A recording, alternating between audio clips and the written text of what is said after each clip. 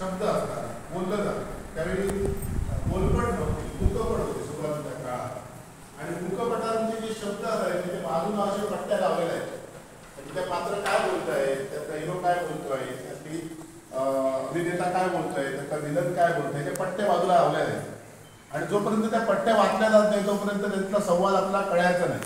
मग अण्णाभाऊ साठेंना मुंबईत गेल्यानंतर साताऱ्याचं ते कामासाठी ते हमाली करायचे सुरुवातीला आणि त्यामुळे कामासाठी मुंबईला गेले आणि मुंबईला गेल्यानंतर त्यांनी त्या आपल्याला हे समजलं पाहिजे हा मुखपट आपल्याला समजला पाहिजे तर या वाचता आलं पाहिजे आपल्याला. मग वयाच्या 18-19 वर्षी आई शिकायला सुरुवात केली.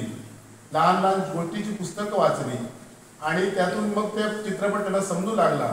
वाचनाचं त्यांना एवढी आवड लागली ते वेडच निर्माण झालं वाचनाचं आणि वाचनाच्या वेड्यातून आपणही असं लिहावं जेणेकरून आपल्याला असं लिहिता येऊ शकतं का असा प्रयत्न अण्णाभाऊंनी सुरू केला आणि त्या प्रयत्नामध्ये फकीरासारखी अजरामर कादंबरी अण्णाभाऊ तयार करू शकले.